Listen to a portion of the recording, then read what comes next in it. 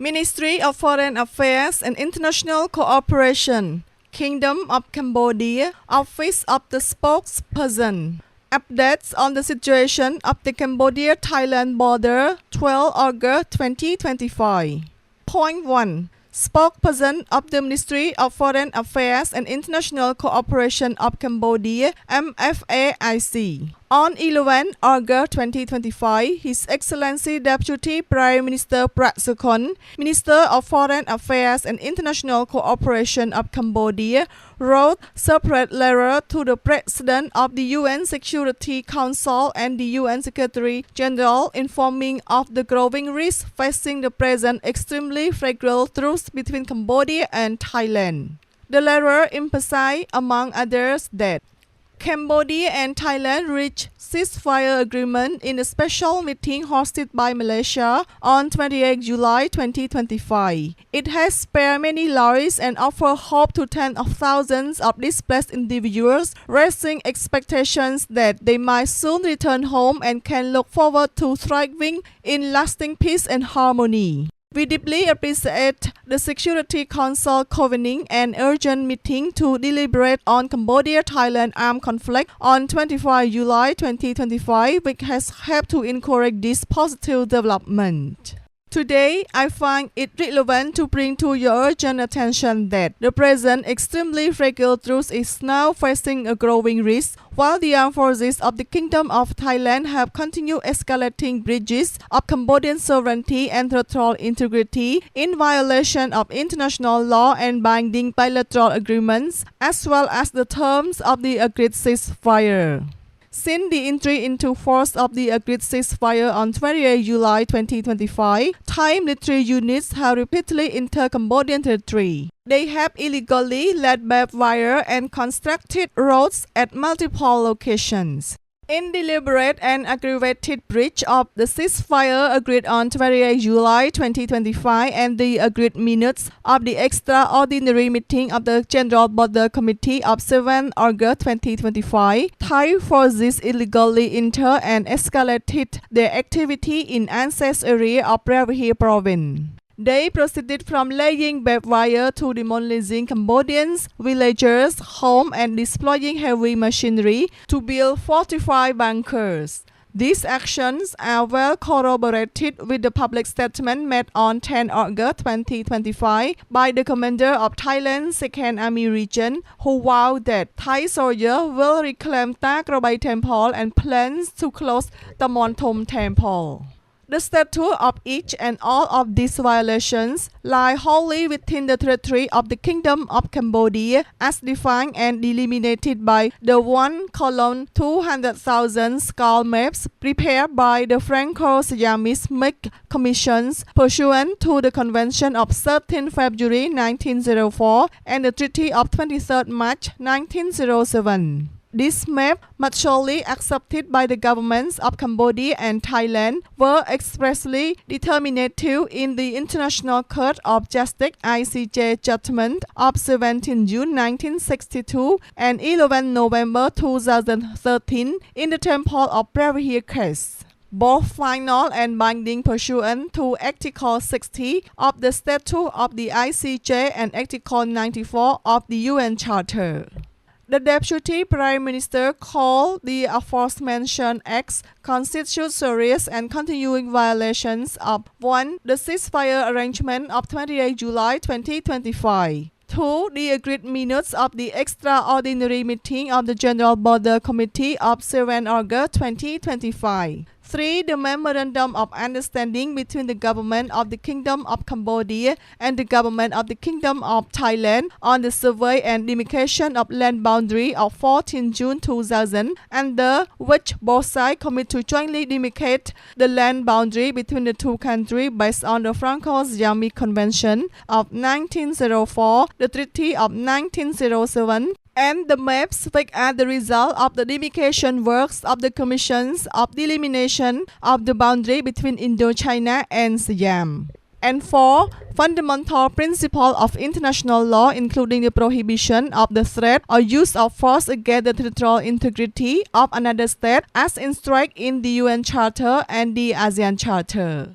The royal government of Cambodia therefore demands that the royal Thai government and the Thai armed forces to 1. Immediately cease all incursions, illegal occupations, and any other activity in violation of Cambodian sovereignty and territorial integrity. 2. Withdraw all Thai military personnel and equipment from the territory of the Kingdom of Cambodia to positions fully consistent with the legally established boundary. And 3. Comply fully and unconditionally with all binding bilateral and international obligations, including the ceasefire arrangement of 28 July 2025 and the agreed minutes of 7 August 2025.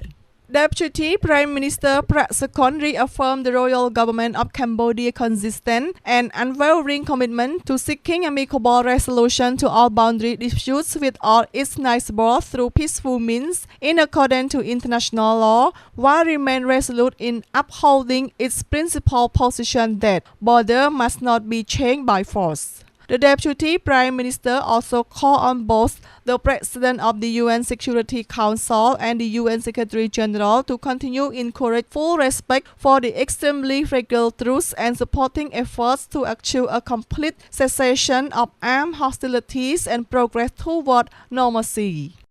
Point 2.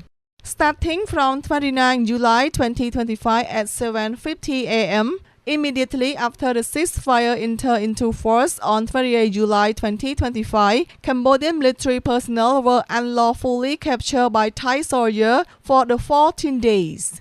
Cambodia has repeatedly urged Thailand to promptly return all 18 Cambodian military personnel back to Cambodia in accordance with international humanitarian law.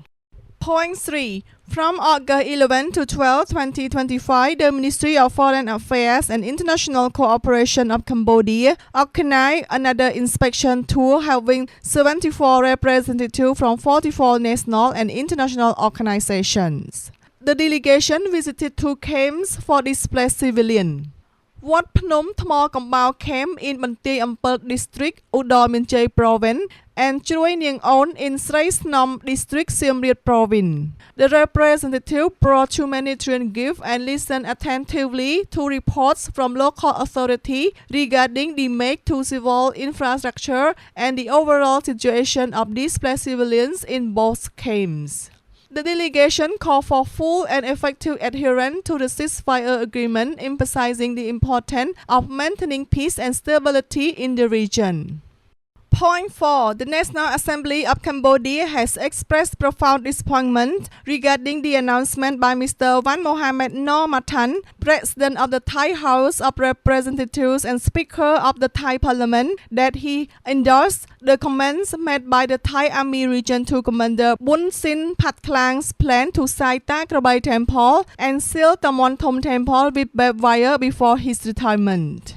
Point 5. Spokesperson of the Royal Government of Cambodia. On landmine issue, the Cambodian Mine Action and Victim Assistance Authority (CMAA) has already provided a clear explanation in its press release of 9 August 2025 refuting this unfounded accusation. To date, no credible or transparent investigation has been conducted into the incident cited by the Thai side. Cambodia calls for restraint and for the avoidance of premature public accusations, which risk undermining mutual trust and eroding the spirit of the ceasefire at a time when constructive engagement is urgently needed. Since becoming a state party in 2000, Cambodia has scrupulously adhered to the Ottawa Convention. Cambodia has destroyed over 1 million anti-personnel mines and nearly 3 million other explosive remnants of war from its territory, contributing significantly to humanitarian demining efforts at home and abroad, including UN peacekeeping missions.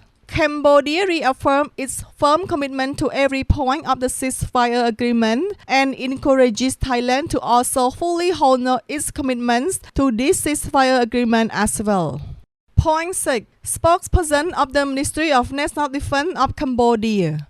Cambodia continues to call on Thailand to implement the ceasefire agreement and to return the 18 Cambodian soldiers who were detained after the ceasefire, which has been for 14 days now, so that they can reunion with their families. The Ministry of National Defense reported calm and stable situation along the front lines in Previa and Udon Binjai province since midnight on 12 August 2025.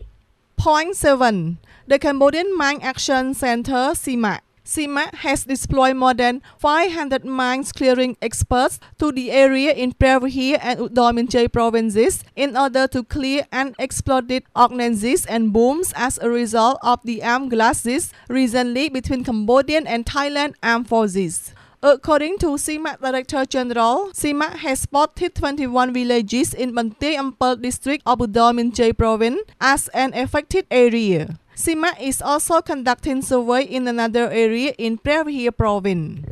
CMAC revealed on 12 August 2025 that it has exposed cluster bombs left behind from the 5-day armed clash between Cambodian and Thailand armed forces. According to CMAC, Thailand has fired 155mm artillery into Cambodian territory, which has cluster bombs type M46 inside, and that each 155mm artillery bullet consists of 56 of M46 cluster bombs.